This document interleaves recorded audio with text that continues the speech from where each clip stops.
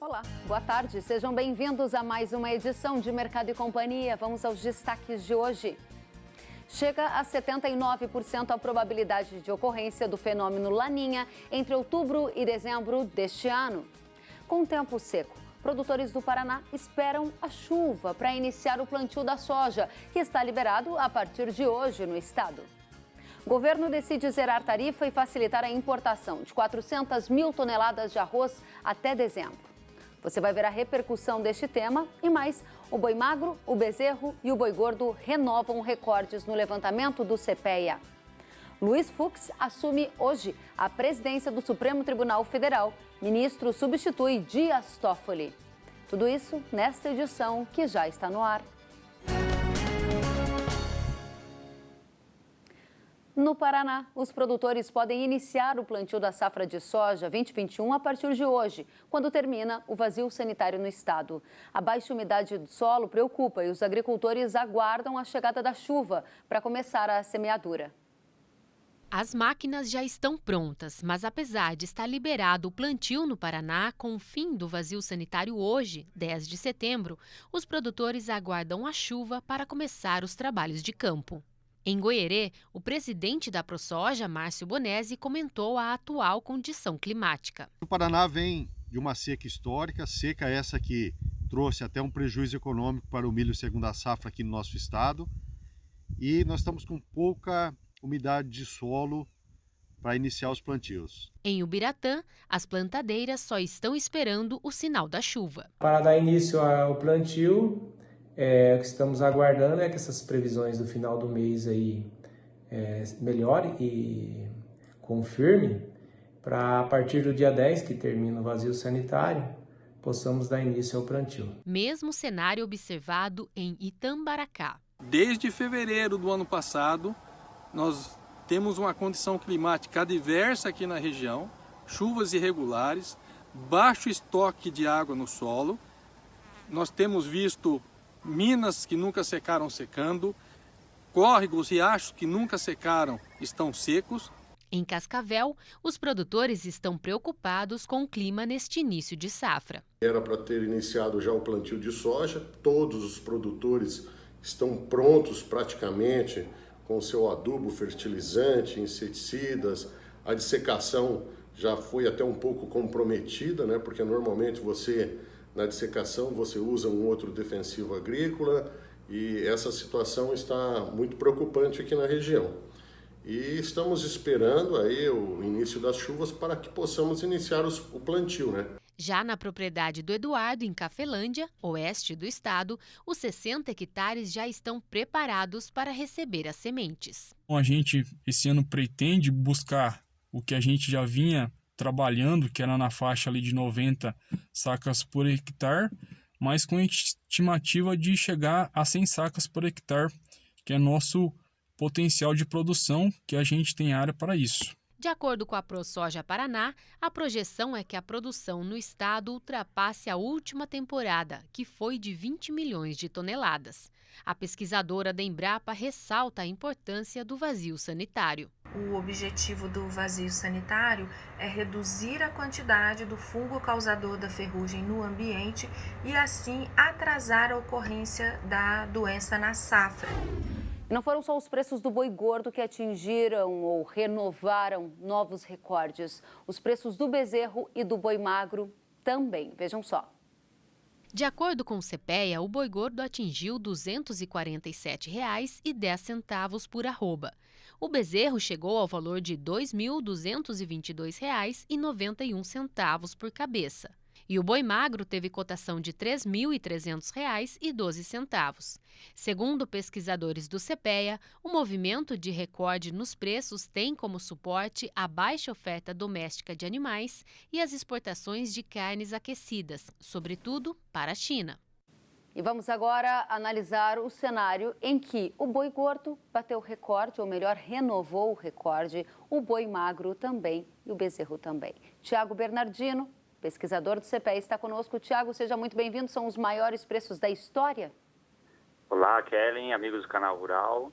Realmente, são os maiores preços da história, né? E não só mais do boi gordo, né? Como toda a cadeia, bovinocultura de corte, aí, então a gente está falando de recortes também no bezerro e no boi magro.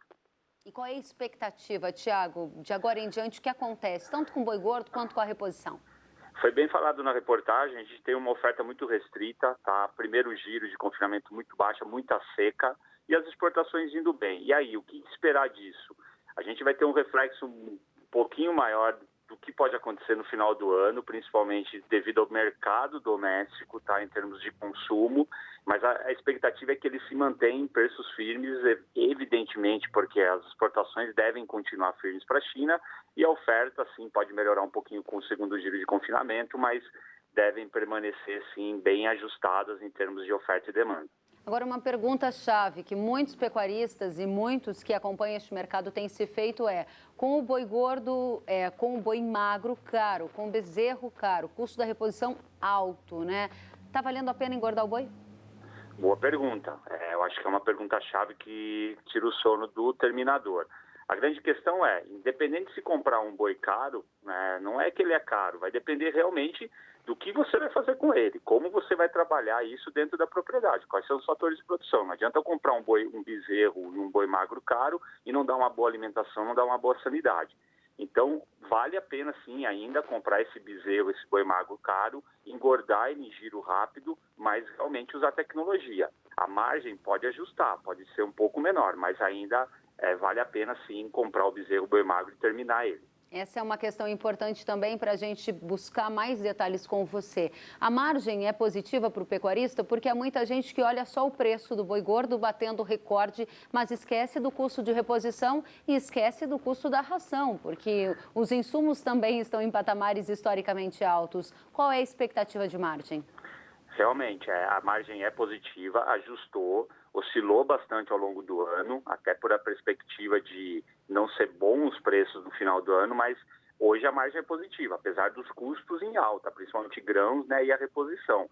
Mas a verdade é que o preço aumentando, ele puxa também as outras cotações, porque eu tenho uma demanda maior. Então é necessário produzir mais arrobas, mais quilos, para reduzir esse investimento mais alto que o pecuarista tem que fazer, mas a margem é positiva. Tiago Bernardino, te agradeço pelas informações. Volte sempre, um prazer recebê-lo. Eu que agradeço ao espaço, é um prazer sempre conversar com você e trazer informações sobre o mercado pecuário. Obrigada a você, obrigada ao CPEA. Alguns supermercados decidiram limitar pacotes de arroz por cliente no interior de São Paulo. O cereal é um dos itens da cesta básica com maior alta em 2020. E diante de preocupações com preço e desabastecimento, o governo autorizou a importação sem tarifa para países de fora do Mercosul. Nos jornais, reportagens estampam supermercados limitando a quantidade de arroz por pessoa. A medida ocorre em um cenário em que o arroz registrou alta de 19,2% no indicador de inflação, o IPCA, e está entre os itens mais caros da cesta básica. A Secretaria Nacional do Consumidor do Ministério da Justiça notificou redes varejistas e fornecedores a fim de evitar altas abusivas aos consumidores. O presidente da Associação Brasileira de Supermercados, João Sanzovo Neto, falou em incentivar o consumo de outros produtos. Vamos estar promovendo o consumo de massa, macarrão, que é o substituto do arroz, e vamos orientar o consumidor que não estoque. Para tentar reduzir o preço do produto, o governo federal decidiu zerar a tarifa para importação do cereal vindo de fora do Mercosul. A medida vale até 31 de dezembro e está autorizada a entrada de 400 mil toneladas. Segundo a consultoria Cogo Inteligência em Agronegócio, a importação do arroz sem ATEC dá a garantia de que não faltará arroz na mesa do brasileiro, com potencial aumento da oferta, que também contribui para a queda do preço. O cereal importado de origens como Estados Unidos ou países da Ásia deve chegar ao Brasil com valores entre R$ 86 e R$ 90 por saca de 50 quilos. Base casca, produto CIF, indústria atacadista com inclusão do frete. De fato, não podemos asseverar que haverá um arrefecimento nos preços, mas sem dúvida essa medida pode servir como um teto para que os preços não subam ainda mais. O presidente do Sindicato Rural de Pelotas e membro da Comissão de Arroz da Farsul criticou a decisão do governo de retirar tarifa para importar arroz. Quando nós enxergamos o principal órgão do governo responsável pelo abastecimento, pelo estudo dos estoques de grãos do país, afirmar que nós temos pelo menos 500 mil toneladas de arroz em estoque no início da próxima safra, nós não vemos motivo algum para se tirar uma taxa e se incentivar nesse momento importação de grãos. O abastecimento, segundo a própria Companhia Nacional de Abastecimento, está garantido. Nós não devemos ter risco nenhum de desabastecimento. Mas há produtor que não está preocupado. Para nós que temos 95% já dos produtores já foram comercializados seus grãos, para nós nesse momento não é tão importante a TEC, vista que maior parte, quase toda a produção de São Gabriel já está na mão da indústria, muito pouco está na mão dos produtores rurais. O ministro Luiz Fux assume hoje à tarde a presidência do Supremo Tribunal Federal. Luiz Fux vai substituir Dias Toffoli, que comandou o STF desde 2018. Ao assumir a presidência, o ministro Fux deve citar temas que estipulou como prioridade para a gestão, como combate à corrupção, inovação tecnológica, direitos humanos, meio ambiente e recuperação econômica. Por causa da pandemia da Covid-19, a cerimônia de 1h30 vai ser restrita e adaptada, com divisórias de acrílico e álcool em gel para evitar o contágio. Sentiu falta de algum conteúdo? Acesse canalrural.com.br.